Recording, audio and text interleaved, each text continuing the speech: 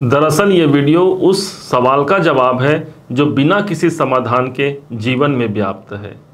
आज हम एक ऐसे मुकाम को प्राप्त कर रहे हैं जहां पर हमारी अधूरी कहानी पूरी होने जा रही है। एक ऐसे मुकाम पर आज हम खड़े हुए हैं जहां पर सफलता की ऊंचाई तक पहुंचने का एक मार्ग प्रशस्त होता है शनि और देवगुरु बृहस्पति के माध्यम से। लंबे अवधि तक चलने वाले ग्रहों में शुमार देवगुरु बृहस्पति और शनि देव ही हैं। इस समय पर शनि की 7.5 का अंतिम चरण भी मकर राशि को चल रहा है, तो वहीं पर देवगुरु बृहस्पति पंचम भाव पर योग्य स्थान पर विराजित हैं। कैसे और किस प्रभाव से इन दोनों के संयुक्त गोचर का प्रभाव हमारे जीवन की गाड़ी को, हमारे जीवन की नैया को पार करा जाएगा, आज इस बात को हम समझने वाले हैं। एक तरफ तो देवगुरु बृहस्पति वक्री अवस्था पर चल रहे हैं, तो वहीं पर शनिदेव 15 नवंबर को मार्गी अवस्था पर आ गए हैं। देखा जाए तो देवगुरु बृहस्पति 4 फरवरी तक वक्री अवस्था पर रहेंगे, तो वहीं पर शनिदेव पूरे 29 मार्च 2025 तक मार्गी अवस्था पर रहेंगे। फिर तो अपना कार्यकाल छोड़ करके वो आगे तीसरे घर पर प्रविष्ट हो जाएंगे। अब ऐसा कौन सा एक स्थान है जहां पर इन दोनों ग्रहों का प्रभाव सर्वाधिक देखने को मिलेगा आने वाले समय पर, आज इस बात की विवेचना को आप समझिएगा। एक ऐसे महापरिवर्तन की ओर हम आगे बढ़ रहे हैं जहां पर दोनों ही ग्रहों की एक संग युति हमारे जीवन को आगे बढ़ाएगी। आप ऐसा जानिए कि आप एक ऐसे गाड़ी पर सवार हैं और जिस गाड़ी पर 2 ड्राइवर हैं, एक तो शनिदेव, एक तो देवगुरु बृहस्पति। एक भाग्य है तो दूसरा हमारा कर्म है, हमारा कैरियर है। एक जाना चाहता है उत्तर दिशा की ओर, तो एक हमें ले जाना चाहता है दक्षिण दिशा की ओर। कहाँ पहुँचेगी गाड़ी? कहीं नहीं पहुँचेगी, एक स्थान पर स्थिर हो जाएगी। लेकिन जब दोनों ही ग्रह, दोनों ही ड्राइवर एक सहमति पर आ जाएं कि हाँ भाई हमें अमुक दिशा पर जाना है, तो निश्चय मानिए वही आपको मंजिल के ऊंचाई तक पहुंचा जाएगा, सफलता के द्वार तक छोड़ करके आएगा। शनि के पास जो दृष्टि है उसके अनुसार इनकी 10वीं दृष्टि को ध्यान से देखिएगा। इनकी 10वीं दृष्टि पड़ रही है लाभ के घर पर, एकादश भाव पर। तो वहीं पर देवगुरु बृहस्पति की 7वीं दृष्टि जो पड़ रही है वो भी एकादश भाव पर पड़ रही है। तो द्विगोचर सिद्धांत के अनुसार हमारा एकादश भाव इस समय पर सबसे अधिक प्रभावी हो गया।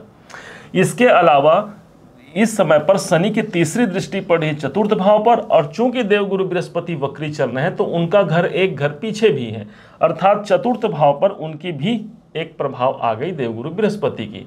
कौन से स्थान जागृत हुए? एक तो चतुर्थ और एक तो हमारा एकादश भाव। एकादश भाव का जागृत होना अर्थात मनोकामनाओं की पूर्ति होना। कोई मन में अभिलाषाएं हैं, कोई मन में इच्छाएं हैं, उन इच्छाओं की पूर्ति के लिए ये एक अनुकूल समय होगा।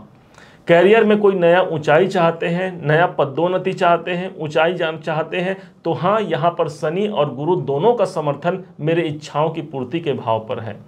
चूंकि ये स्थान लाभ का स्थान है, शनिदेव लाभ भाव से ही देख रहे हैं, इसलिए कोई बड़े अर्थ लाभ, कोई बड़े धन लाभ तक आपको पहुंचा जाता है। भले ही जीवन में कोई अशांति या कोई हानि हमने देखी हो, लेकिन ये एक समय ऐसा होगा जहां पर भाग्य का साथ भी हमें मिलेगा, अर्थात गुरु की दृष्टि भी हमारे इनकम के भाव पर, लाभ के भाव पर जा रही है। समाज से जुड़ा हुआ कोई कार्य करते हैं या फिर सामाजिक दायरों में आप कोई काम करते हैं, दोनों ही जगह पर आपको जन से अर्थात जनता से आपको समर्थन मिलेगा। यदि आप राजनीति में हैं, राजनीति के सेक्टर में भी यहाँ पर सफलता के योग बनेंगे। एकादश भाव का प्रभावी होना कई प्रकार से इच्छाओं की पूर्ति करता है, और उन इच्छाओं की पूर्ति के लिए आज मेरे पास 2 विकल्प हैं। एक तो मैं अपनी इच्छाओं को पूर्ति करा पाऊँ, या तो फिर आज जो स्थिति है उसको मैं स्वीकार कर लूँ। क्योंकि ध्यान दीजिएगा, यहाँ भाग्य का साथ तो हमको मिल गया, लेकिन संग ही संग कैरियर का साथ भी मिलता है, अर्थात कर्म तो हमको ही करना है। इसलिए अपने काम पर पूरा फोकस बना करके रखिए और अधिक जागृति से अपने कार्य को कीजिए। निश्चय मानिए एक नया मुकाम, नया सफलता हमें प्राप्त होगा। अब आते हैं पंचम भाव पर। पंचम भाव वो स्थान हो गया जहां पर दोनों ही ग्रहों, चतुर्थ भाव वो स्थान हो गया जहां पर दोनों ही ग्रहों का प्रभाव आ गया। अब इसके माध्यम से चतुर्थ भाव के द्वारा यदि आप भूमि खरीदना चाहते हैं, प्रॉपर्टी बनाना चाहते हैं, या फिर प्रॉपर्टी से जुड़े हुए कोई मुकदमे हैं, कोई या फिर कोई काम लंबित हो रहा है, तो हाँ, यहाँ पर शनि और गुरु का समर्थन मेरे चतुर्थ भाव पर है। कोई प्रॉपर्टी बनाने का एक सही टाइम है ये, कोई गाड़ी खरीदने का सही टाइम है ये, जहां पर अगले 4 महीने तक आपका समर्थन ये दोनों ही ग्रह मिलकर के करते हैं। किसी कारण से मन में अशांति है तो हाँ, ये शांति का भाव है, मेरे जीवन पर शांति प्राप्त होगा। लंबे अवधि तक चलने वाले ग्रहों को ही एक बड़े निर्णय, बड़े डिसीजन के रूप में हम लेते हैं ज्योतिषी, और आज दोनों ही ग्रहों का प्रभाव हमारे चतुर्थ भाव पर देखने को मिला है।